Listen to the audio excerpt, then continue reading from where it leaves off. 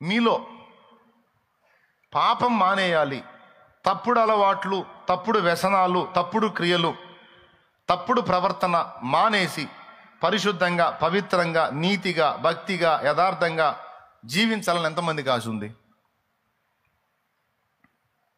అందరికీ ఆశ ఉంది. కొంతమంది చేతులు ఎత్తలా. అయిపోయి బుక్ చేయడానికి కాదు, నిజంగా అడిగాను. రైట్. ఇంకొక నిజం కూడా నాకు చెప్పండి. ఇలా అనుకుంటున్నాం కానీ కొన్నిసార్లు కొన్ని పొరపాట్లు జరుగుతున్నాయన్నా.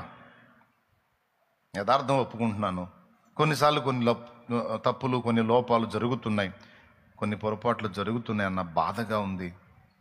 అసలు నా వల్ల ఏ పొరపాటు జరగొద్దు అనేది నా ఆశ, ఏ పాపంలోకి వెళ్ళొద్దు అనేది నా ఆశ.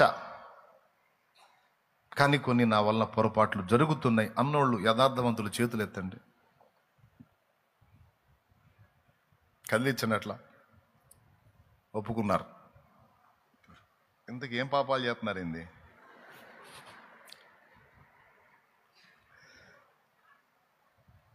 ఏదో పాపం, నోటి మాటలో, క్రియలో, చూపులో, తలంపులో, నడక, పడక, ఆలోచన, సమస్తంలో ఏదో దోషం. అయితే మీరు పట్టుకున్నారు అవి. ఈరోజు మీకు ఒక సూత్రం చెప్తా. వాటిని జయించడానికి మీరు వాటి మీద వ్యక్తిగతంగా యుద్ధం చేస్తే, నేను చెబుతున్నా, మీరైనా నేనైనా వాటిని గెలవలేం. నువ్వు ఎంత పోరాడతావో వాటి మీద అవి అంత ఎక్కువ అవుతాయి. మళ్ళీ చెప్తున్నా, నువ్వు బలహీనతల మీద, పాపం మీద, లోపాల మీద, నీ దోషాల మీద నువ్వు యుద్ధం ప్రకటిస్తావు. ఎందుకంటే నీ పర్సనల్స్ నీకు తెలుసు. నువ్వు ఎక్కడ బెండ్ అవుతున్నావో, ఏడ తేడా పడుతున్నావో, ఏడ దారి తప్పుతున్నావో, ఏడ బుద్ధిహీనంగా అడుగులేస్తున్నావో నీకు తెలుసు. ఎవరి పర్సనల్ లైఫ్ వాళ్ళది. చర్చికి వచ్చినప్పుడు అందరూ అంతా దేవుడే నన్నే, హల్లెలూయా, ప్రభు గొప్పోడు అని అందరూ పరిశుద్ధమైన మాటలు, పరిశుద్ధమైన వస్త్రధారణ, పరిశుద్ధమైన పదజాలం, అంతా పరిశుద్ధమే.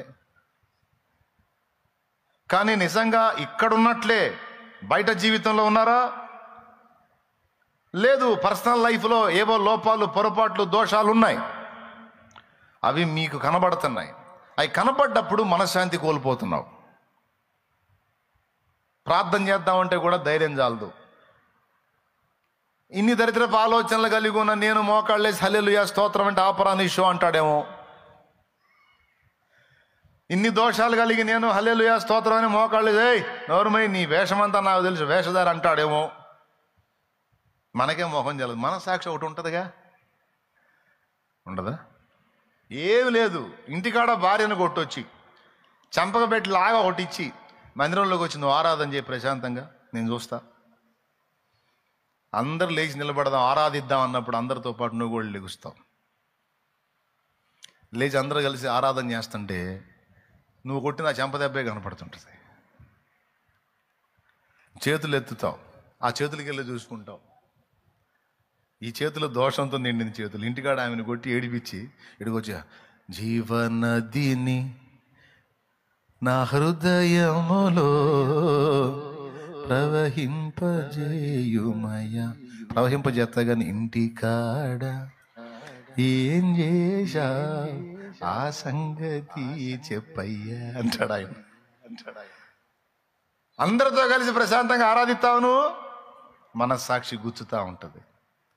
తప్పు చేసి బాధ పెట్టి ఆమెను తిట్టి కొట్టి మళ్ళా వచ్చి ఏమి అరగనట్టు ఆరాధిస్తానా? సిగ్గులేదు? జనాల్లో భక్తుడిలాగా ముసుకేస్తానా? నీ వేషధారిని ఎవడికి తెలియదు అనుకుంటున్నా అని నీ మనస్సాక్షి నిన్ను పొడుస్తూ ఉంటుంది. సైతాను కూడా వాడు చేరుతాడు పక్కన. ఇక నువ్వు ప్రశాంతంగా ఆరాధించలేవు.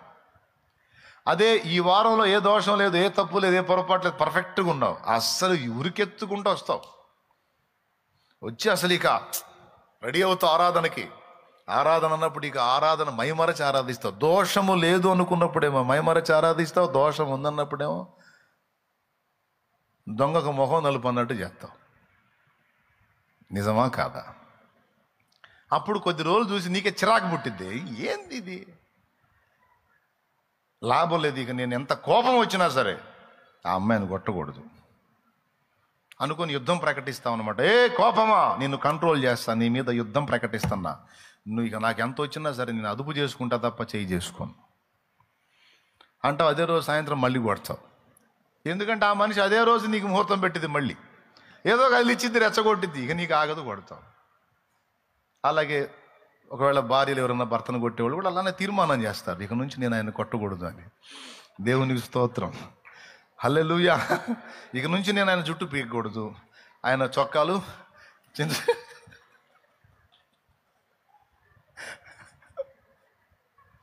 ఇప్పటికీ కుట్టించుకోలేక వస్తున్నాడు నేను చించిన చొక్కాలని.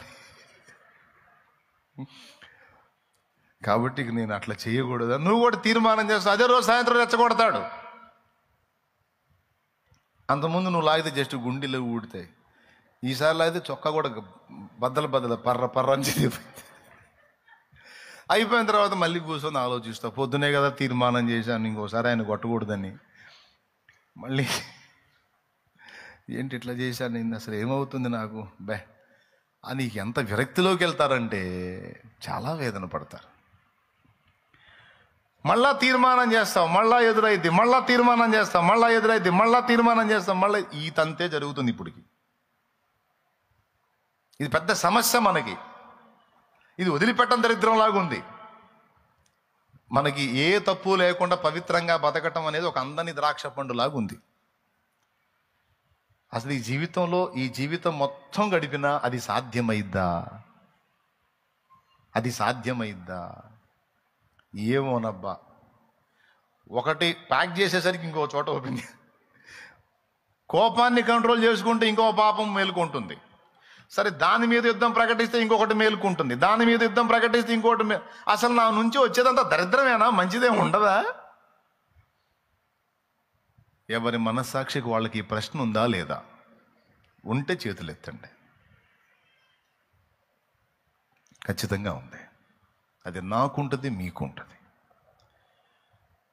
ఇప్పుడు మీకు పాపం మీద యుద్ధం ప్రకటించి మీరు వ్యక్తిగతంగా దాంతో పోరాడితే జయము రాదు. ఎంతన్నా కష్టపడు, నీ వల్ల కాదు. నువ్వు పోరాడే కొద్ది ఎక్కువ అవుతుంటాయి. మరి ఎట్లా దీని నుంచి విడుదల ఎట్లా, దాని మీద జయం ఎట్లా అంటే ఆయన చెప్పినటువంటి సింపుల్ చిట్కా ఏంటంటే, అసలు నువ్వు దానికి వెళ్ళి చూడొద్దు. నేను ఇది చేస్తున్నా, అది చేస్తున్నా, ఇలా ఉంటున్నా, అలా ఉంటున్నా, ఇక నేను దాని మీద యుద్ధం ప్రకటించాలి, ఇక నేను దీక్ష పోనాలి, నేను ఇక నుంచి బిగుసుకొని ఉండాలని ఈ ఆలోచన తీసేవయ్యా. అవి తీసేస్తే ఎట్టాయా? తీసేసి అలాంటి మీద దృష్టి తీసేసి నా మీద పెట్టు, నన్ను ప్రేమించు,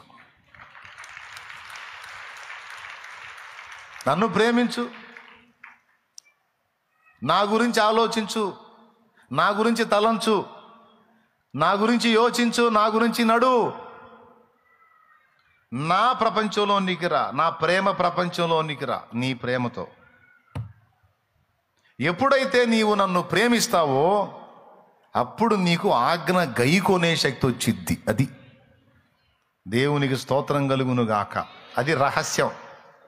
నువ్వు ఎప్పుడైతే నన్ను ప్రేమిస్తావో నీకు తెలియకుండానే నా ఆజ్ఞలను నెరవేర్చే శక్తి నీకు వచ్చేస్తుంది. అది యోహాను సువార్త 14:15 యేసయ్య చెప్పిన మాట. నన్ను ప్రేమించిన ఎడల నా ఆజ్ఞలను గైకొందురు అన్నాడు. చూడు ఒక్కసారి, మీరు నన్ను ప్రేమించిన ఎడల నా ఆజ్ఞలను గైకొందురు. ఇప్పుడు మనందరి ఆశ ఏంది? ఆయన ఆజ్ఞలు గైకొనాలి, ఆయన ఆజ్ఞలు గైకొనాలి. యేసయ్య నిన్ను వెన్నంటగానే ఆజ్ఞల మార్గము కనిపించనే. యేసయ్య నిన్ను వెన్నంటగానే ఆజ్ఞల మార్గము కనిపించనే. నీవు నన్ను నడిపించగలవు, నేను నడవవలసిన త్రోవలో. నీవు నన్ను నడిపించగలవు, నేను నడువవలసిన త్రోవలో. సుగుణాల సంపన్నుడా, స్తుతిగానాల వారసుడా, జీవింతును నిత్యము నీ నీడలో ఆస్వాదింతును.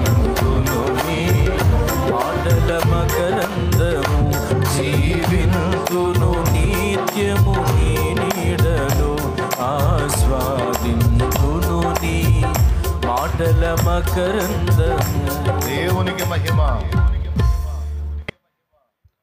నన్ను ఎప్పుడైతే ప్రేమిస్తారో అప్పుడు మీకు నా ఆజ్ఞలను నెరవేర్చే శక్తి వచ్చింది.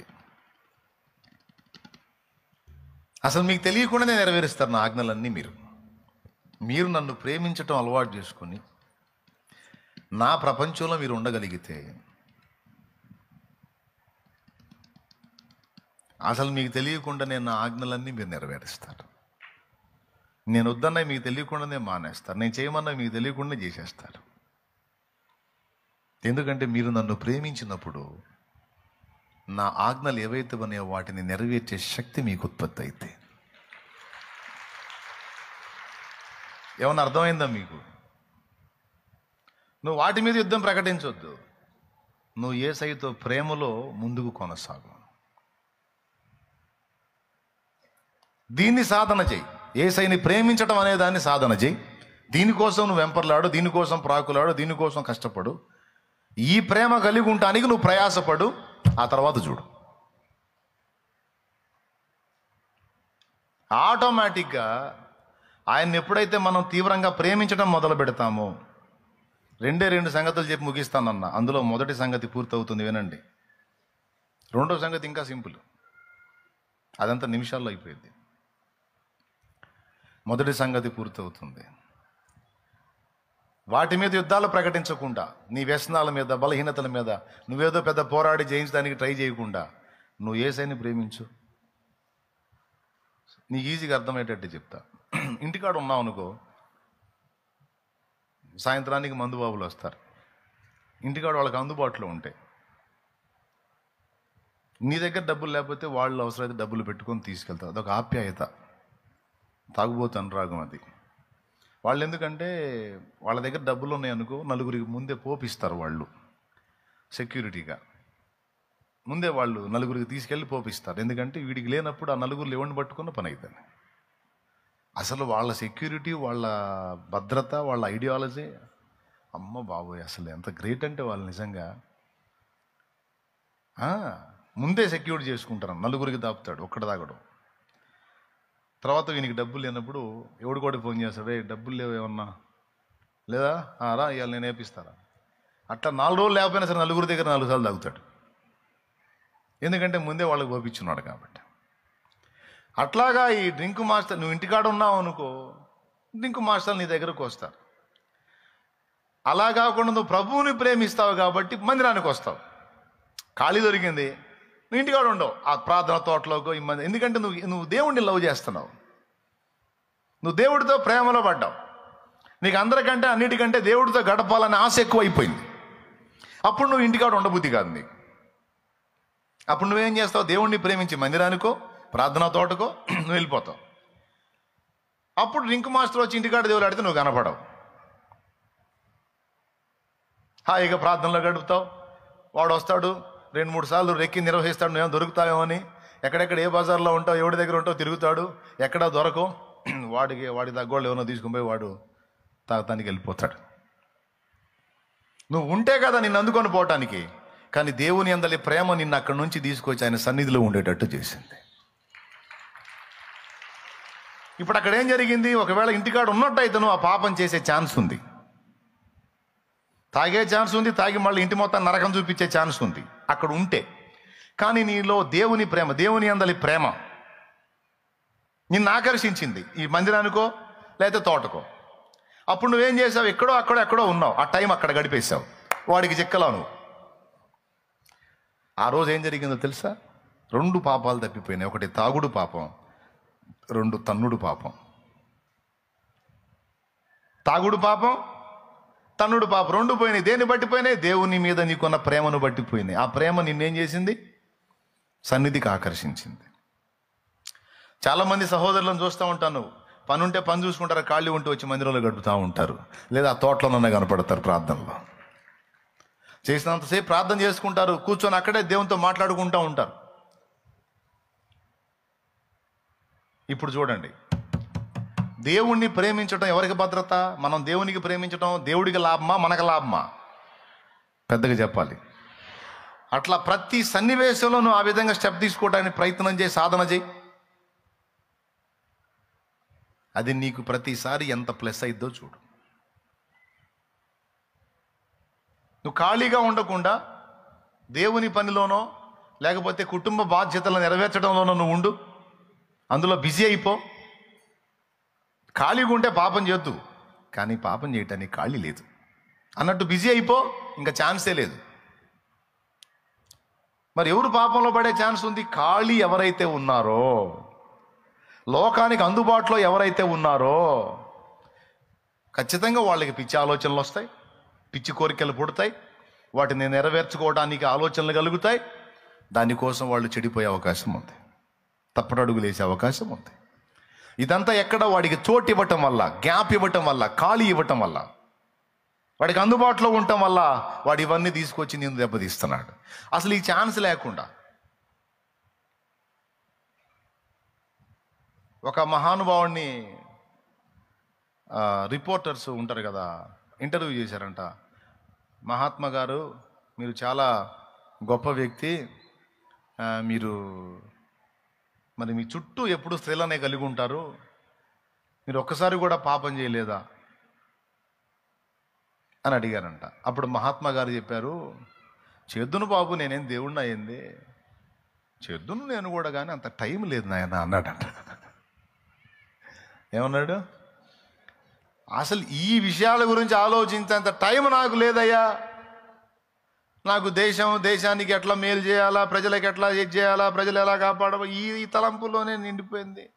ఇక నా చుట్టూ ఎంతమంది ఉన్నా వాళ్ళ గురించి నా ఆలోచన కాదు, కానీ నాకు నా మైండ్ అంతా ఈ కార్యక్రమాల మీద ఉంది, బిజీ. నెక్స్ట్ ఇంకేంది, నెక్స్ట్ ఏంటి అన్న దాని మీద నేను బిజీ అయిపోయాను. ఏమో ఖాళీగా ఉంటే నేనేం చేయకపోవడానికి దేవుణ్ణి కాదు, చేద్దును, కానీ అంత టైం లేదన్నాడు. భలే సూత్రం. యేసయ్య చెప్పేది కూడా అదే. అపవాదికి చోటు ఇయ్యకుండా ఏం చేయాలా? మరి దేవునికి అందుబాటులోకి వెళ్ళండి. ఆ మాట చెప్పాడు, దేవునికి లోబడి ఉండండి, అపవాదిని ఎదిరించండి, అప్పుడు వాడు మీ యొద్ద నుండి పారిపోవును. అట్లా నువ్వు దేవుని వైపుకు ఆకర్షింపబడతా ఉంటూ, మన మొదటి భక్తిలో ఇది ఉండింది. మొట్టమొదటిసారి మనం ప్రభువుని తెలుసుకున్నప్పుడు, తొలుత మనం ప్రభువుని కలుసుకున్నప్పుడు, ఇది మన భక్తి ఇప్పుడు పాతబడిందిలే, ఇప్పుడు కొంచెం పాతబడిందిలే. కొత్తగా మనం యేసయ్యని తెలుసుకున్నప్పుడు ఫస్ట్ లవ్ ఎట్లుండింది అసలు? కూసున్నాయనే, లేచినాయనే, నిద్రపోయినాయనే, కదిలితే మోకాళ్ళు, మెదిలితే మోకాళ్ళు, కదిలితే మందిరం, మెదిలితే మందిరం, కదిలితే బైబులు, మెదిలితే బైబులు, దొరికినోడికి సువార్త, కనిపిస్తే కాల్చివేత. స్తోత్రం. అవునా? ఫస్ట్ మనం క్రొత్తగా ప్రభువుని తెలుసుకున్నప్పుడు మన భక్తి యొక్క తీవ్రత అలా ఉంది. ఎందుకంటే తొలి ప్రేమ అది. ఆ ప్రేమలో ఎప్పుడు దేవునికి అందుబాటులో ఉన్నందున ఆ ప్రారంభ భక్తి జీవితంలో పాపము లేదు నీలో. పాపం లేదంటే పాపం చేయడానికి టైం ఇలా నువ్వు.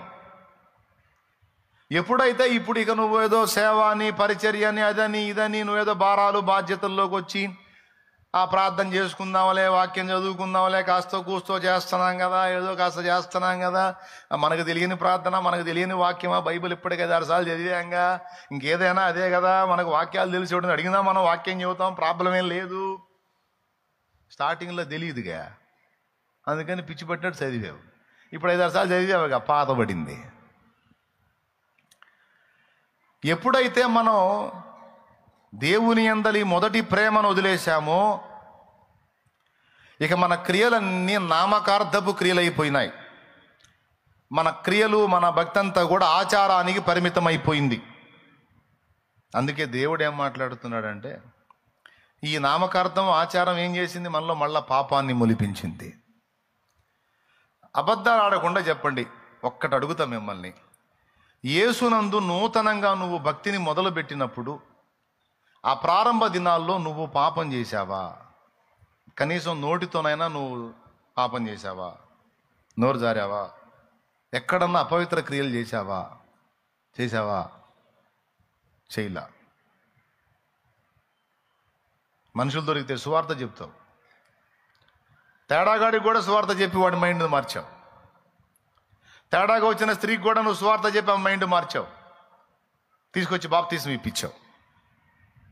నీ మీద దురుద్దేశంతో వచ్చిన ఆమె దగ్గర కూడా ఆమెకు కూడా నువ్వు దేవుని మాటలే చెప్పావు. ఎందుకంటే నీ మనసంతా ఆయన మీద ప్రేమతో నిండిపోయింది. ఇక నీకు ఆయన తప్ప ఇంకొకళ్ళు కనపడలా. ఆయన మీద ప్రేమ ప్రేమ ప్రేమ ప్రేమ. ఆ ప్రేమ నిన్ను పాపానికి దూరంగా దేవునికి దగ్గరగా ఉంచింది. అదే తొలి ప్రేమ, మొదటి ప్రేమ. ఓకేనా? అప్పుడు పాపం జరగల.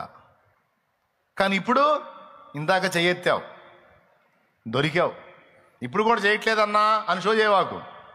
ముందే మీ చేత సంతకం పెట్టించా, దేవునికి స్తోత్రం. ఏమని పెట్టించా?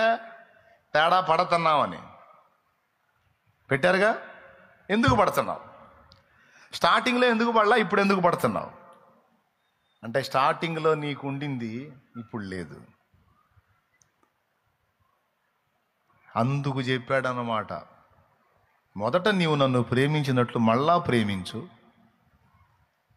అప్పుడు ఈ క్రియలన్నీ ఆచారంగా కాక ఆత్మానుసారం అవుతాయి. ఇక పాపం కూడా నీలో జరగదు. అయిపోయింది. నా ఆజ్ఞలు గైకొనాలి, నా చిత్తం నెరవేర్చాలన్న ఆశ నీకుందని నాకు తెలుసు బిడ్డ. పాపం నీ గుండెల్లో ఆ వేదన ఉంది. నా తండ్రి చిత్తం నెరవేర్చాలి, యేసయ్యకి నమ్మకంగా బతకాలి, యేసయ్యకి ఇష్టంగా బతకాలి, యేసయ్య చెప్పినవన్నీ నెరవేర్చాలి, నన్ను బట్టి యేసయ్య సంతోషపడే జీవితం నేను జీవించాలన్న ఆశ నీకుందని నాకు తెలుసు కుమారుడా, నాకు తెలుసు కుమార్తె. కానీ అవి నీలో జరగాలంటే నీకు శక్తి చాలదమ్మా. మరి ఎట్లా నాయన అంటే, నన్ను ప్రేమించు, నన్ను ప్రేమించు వారిని ఆస్తికర్తలుగా చేతును. వారు ఇక అన్ని విషయములలో సమృద్ధి గలవారుగా ఉంటారు. ఆత్మలో కూడా సమృద్ధిగా ఉంటారు, అభిషేకంలో కూడా సమృద్ధిగా ఉంటారు. నన్ను ప్రేమించు వారిని ఏమన్నాడు? ఆస్తికర్తలనుగా చేతునన్నాడు. మనకు దేవుడు అనుగ్రహించిన ఆస్తిలో పరిశుద్ధాత్మ కంటే గొప్ప ఆస్తి లేదు. ఎవరికంటే గొప్ప ఆస్తి లేదు? పరిశుద్ధాత్మ కంటే మించిన ఆస్తి లేదు. అందుకే ఎలీషా అన్నాడు, నీ మీద ఉన్న ఆత్మలో 2 పాళ్ళు నా మీదకి వచ్చినట్లు నాకు దయచేయమన్నాడు. మోషేని దేవుడు ఐగుప్తుకు పంపించినప్పుడు డబ్బులు అయ్యి ఇచ్చి పంపిలా, ఆత్మనిచ్చి పంపించాడు. ఆత్మనిచ్చే చేతి కర్రతో పోయాడండి మోషే ఐగుప్తుకి. పైసలు తీసుకొని పోలా, పైసలు కట్టి మొత్తాన్ని వదిలిపించుకొని రావడానికి చేతి కర్రతో వెళ్ళాడు. చేతి కర్రతోనే వెళ్ళి గొర్రెలు దొలకొచ్చాడు, మొత్తాన్ని దొలకొచ్చాడు తోడేళ్ల చేతుల్లో నుంచి. ఎలా సాధ్యం? ఆత్మ. మోషే ఒక్కడి మీద ఉన్న ఆత్మను ఒక పాలు పంచితే 70 మంది మీదకి వచ్చింది. అంటే అంతమంది మీద ఉన్న ఆత్మ ఒక్కడి మీదనే ఉండింది. తన ఆత్మనిచ్చి పంపించాడు. శత్రువు గుండెల్లో నిద్రపోయి వాళ్ళందరినీ బయటికి తీసుకొని వచ్చాడు మోషే. దేవుని ప్రజలందరినీ దారి మళ్ళించిన, యెజబేలును ఎదిరించిన ఏలియా అభిషేకం. దేవుని ప్రజలందరినీ దారి మళ్ళించిన, యెజబేలును ఎదిరించిన ఏలియా అభిషేకం. ఐగుప్తు రాజును గడగడ వణికించి,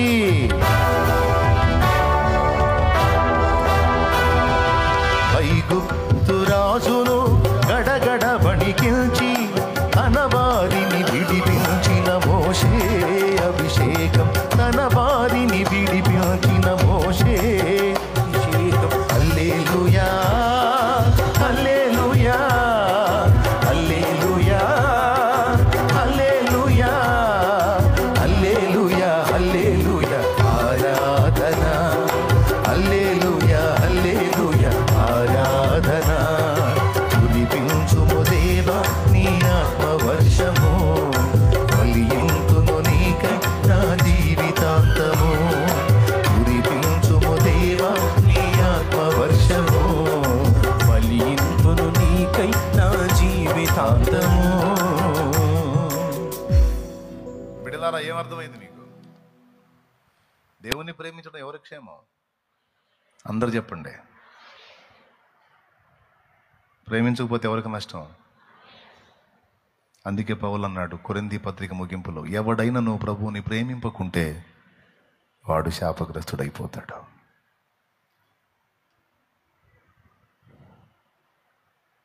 ఉంది, చూస్తారా?